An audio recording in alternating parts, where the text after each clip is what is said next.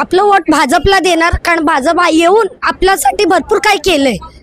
Free मध्ये आपल्याला ration भेटतं, मुलींसाठी सुकन्या योजना, भरपूर काही केलंय, म्हणून आपण त्यालाच वोट देऊया. अशी कोणती सुविधा आहे तुम्ही आता समजा राशन आहे किंवा इतर ज्या कोणत्या गोष्टी आहेत? नाही, भरपूर काय केलंय, म्हणजे सिनियर सिटीजन साठी, मुलींसाठी, ज्याला 2 मुली असतात, 3 मुली आहेत, त्या लोकांसाठी भरपूर काय केलंय तिने. मग आपण त्याला चुरून आणूया आपण. आज तुम्ही अमित शहाचं भाषण ऐकायला चाललेला आहात. हो हो. कसं वाटतंय? नाही, बरं वाटतंय. मी पहिल्यांदा आले, पण मला जाम बरं वाटतंय आणि खुशी पण होते. निवडून आणणार, कारण की आज आपल्या या वसई विरारमध्ये खूप बदल हवा आहे. 35 वर्षात आम्ही खूप भोगला आहे, कारण की आम्हाला आता यावेळी हेमंत सावराच पाहिजे.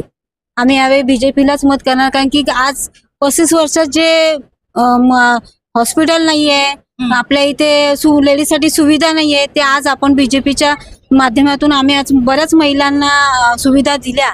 रॅशन कार्ड मध्ये नावं नव्हती, त्याच्यामध्ये त्यांना रॅशन कार्ड करून दिले. भरपूर सुविधा यावेळी आम्ही जोमाने काम करणार, पण हेमंत सावरा यावेळी निवडून येणारच. महाविकास आघाडीचं माहिती उमेदवार कोण आहे? भारती कापडी नाही, कांबडी. कांबडी. त्या इतका प्रचार करतायत, तर तुम्ही कधी नाव नाही ऐकलं त्यांचं व्यवस्थित? वसई विरारमध्ये इतका मोठा प्रचार त्यांनी केला होता, कधीच नाही त्यांचं नाव ऐकलं. नाही. बरं, भारती कांबडी या महिला आहेत, मला नाही वाटत का महिला जिंकून आली पाहिजे? मॅडम, महिला जिंकून यायला पाहिजे, पण कसं आहे त्यांच्याविषयी आता आपण काय बोलू शकत नाही, कारण की प्रत्येकाचं हे आहे. पण आम्ही एवढंच म्हणतो की आमचे हेमंत सावरा निवडून यायला पाहिजे, कारण की ते डॉक्टर असल्याने की आज बऱ्यापैकी ह्या वसई विरारमध्ये आपल्याला खूप डेव्हलपमेंट, आरोग्य सेवा मिळेल. भरपूर काही त्यांच्या थ्रू आमच्या अपेक्षा आहेत त्यांच्याकडून की ते भरपूर काही करू शकतात. आणि मेन म्हणजे ते शिकलेले आहेत. आज ते त्यांना माहिती आहे जगात काय चालू आहे, आणि वसई याच्यात काय चालू आहे, नालासोपारामध्ये काय आहे, त्यामुळे ते नक्की सुविधा करतील. तुमचं एक मत सावरांसाठी, थेट मोदींसाठी मत आहे असं म्हटलं जातंय, तर काय सांगा? मोदींना मत करणार, सावरांना मत करणार? आता सावरानं मत केलं तर ते मोदींनाच भेटणार ना. म्हणजे नेमका आता मोदींचा चेहरा कोण मत घेणार की सावरांचं? नाही, मोदींचं म्हणजे देशातलं काम आवडतं तुम्हाला? हा. मग यावेळेस पंतप्रधान कन्फर्म मोदीच पाहिजे? मोदीच पाहिजे. सर्वात बेस्ट. कोरोना महामारीमध्ये त्यांनी वॅक्सिन दिली आहे, घरोघर राशन पोचवलंय, सगळ्यांना घरोघर जाऊन जेवण वाटलंय, ते सर्वात मोठी त्यांनी सुविधा केली आहे. जेव्हा आपल्या घरच्यांनी आपल्या नातं सोडलं, आपल्या घरच्यांनी आपल्याला दूर केलंय, आपल्याला कोण बघायला नाही, त्या टाइमला मोदींनी आपल्या घरोघर जाऊन औषधं दिली आहे, वॅक्सिन दिली आहे, राशन दिलं आहे. एवढं सगळं केलंय, म्हणून त्याच्यासाठीच माझं मत आहे. उद्धव ठाकरेंना ओळखता? हो. ते म्हणतात मोदी तडीपार. अबकी बार 400 पारच्या ऐवजी ते म्हणतात मोदी तडीपार. वाटतं तडीपार करू शकतात? नाही.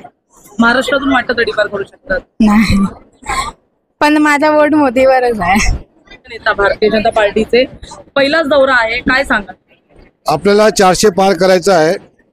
या पालघर जिल्ह्यामध्ये जी 20 तारखेला होऊ घातलेली निवडणूक, आमचे सुशिक्षित हेमंत सावरा साहेब कमीत कमी 1 ते 1.5 लाखांनी मताने जिंकतील आहे. कारण आम्हाला माहिती आहे या वसई तालुक्यात आजपर्यंत जी सत्ता आहे तरी फक्त बकवास केलेला आहे. पाण्याचा प्रश्न आत्ताच 4-5 महिन्यापूर्वी मोदी साहेबांच्या हस्ते उद्घाटन पाण्याचं झालं. महाराष्ट्र सरकार आणि केंद्र सरकार याच्या माध्यमातून 1000 कोटी आलेले आहेत. हे सर्वसामान्य लोकांनाही आज मिळालेलं पाणी, त्याच्यामुळे आज चोखशीने आज अमित शहांचं भाषण ऐकला लोक आलेली आहेत. या गल्ली गुल्या आता हे जर आपण त्यांच्या मतदान आम्हाला केलं तर ते थेट मतदान मोदीला जाणार.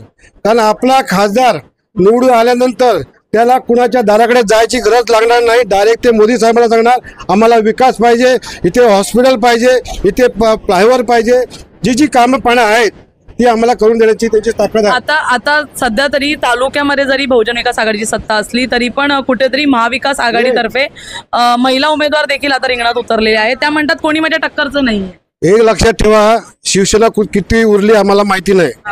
ही जी उमेदवार आहे ती महिला आहे, त्याचा महिलाचा आपण सत्कारच करतो, राहू दे त्यांना. आमच्या पक्षाची भूमिका आहे, आमचा पक्ष या निवडणुकीला 1 नंबरवर राहील. आणि या पालघर जिल्ह्यामध्ये मागील 2 निवडणुकी आम्ही जिंकल्या आहेत. बहुजन विकास आघाडी वेगळी, शिवसेना वेगळी आणि भाजप वेगळी. त्यावेळी आम्ही 35,000 जिंकलो. इकडे प्लसमध्ये होतो. मी तुम्हाला आजची वसई, नाला सुपारी आणि विराची जनता ही कमीत कमी 60 ते 70,000चं लीड मोदी साहेबांना देतील. आपले विष्णू सावरा साहेब हे प्रचंड मतांनी निवडून जातील. आज काहीतरी व्हायरल तुमचे व्हिडिओ झालेले आहेत बघा. एका गल्लीतल्या लोकांना निवडून देण्यापेक्षा एक सक्षम असं नेतृत्व या मोदी साहेबांना द्यावं. 400+ आपण नारा दिला आहे. त्यामध्ये पालघर जिल्ह्याची 1 नंबर सीट असेल असं मी माझं भाकीत आहे. राजेश पाटील पण जोमाने वसईमध्ये करतायत तयारी. भारती कांबडी 2 दिवस आल्या, परंतु त्यानंतर त्या वसई विरारमध्ये दिसल्या नाही. वसई विरार जो एक गेम चेंजर आहे पालघर मधला, तिकडे काय वाटतं, का दुर्लक्ष केलं जाते? बघा, ही निवडणूक पालघर जिल्ह्यामध्ये नाही, पूर्ण महाराष्ट्रामध्ये ऐतिहासिक होणार आहे. पक्षाचे बदल झाले आहे. ज्यांना वाटला मोदी साहेब विकास करू शकतात असे एकनाथ शिंदे आमच्याबरोबर आलेले आहेत, राष्ट्रवादी आलेले आहेत, मनसेने आम्हाला सपोर्ट केलेला आहे. त्यामुळे आम्ही इथे कमीत कमी 45+ होऊ. त्यामध्ये पालघर जिल्ह्यामध्ये आपण सर्वात हायेस्ट मताने येऊ. कारण तुम्हाला सांगतो, या पालघर जिल्ह्यामध्ये सगळं महाराष्ट्रात अतिशय भ्रष्ट अशी नगरपालिका आहे अशी घोषित झालेली आहे. या नगरपालिकेला हायकोर्टाने दंड दिलेला आहे. या नगरपालिकेला अनधिकृत बांधकाम जास्त झालेलं आहे. अशा अनेक गोष्टी आहेत. लोक सुशिक्षित झालेले आहेत. त्या लोकांना माहिती आहे वोट कुठे द्यायची आहेत. आता फक्त तुम्ही बघा 4 तारखेला निवडणूक बघा, हे सगळे लोक गायब होतील. लोकांना असं वाटतं अपक्षाला निवडून देण्यापेक्षा आम्ही जे लोक बीजेपी सत्तेत राहील त्याला का निवडून देऊ नये. म्हणून आताची लोक जी सगळी आता उत्तर भारतीय असतील, गुजराती असतील आणि कोकणातला मराठी लोक असतील, ही सगळी आज आपल्याबरोबर आहेत. आणि 100% खात्री देतो मी तुम्हाला येणाऱ्या 4 तारखेला जिंकून आपणच येणार आणि आपणच येणार. नितेश राणे आल्यानंतर वसईमध्ये काय बदल झाले? बघा, कोकणी मतं आहे ही नितेश राणेला कोकणातला विकास केला राणेसाहेबांमुळे. एक राणेसाहेबांचं वलय आहे. त्यामुळे कोकणी माणूस हा राणेसाहेबांवर आलेला आहे. नितेश राणेचं काम अतिशय सुंदर आहे. त्यामुळे नितेश राणे साहेब ज्या प्रत्येक ठिकाणी फिरतात त्यामुळे एक चांगलं वातावरण आले. ते जरी हिंदुत्वावर चांगले बोलले असले तरी त्यांची कोकणाबद्दल ती आस्था कधीच जाणार नाही. आणि त्यामुळे कोकणातले 30-40 हजार वोटर हे आम्हाला जास्त प्लसमध्ये होतील.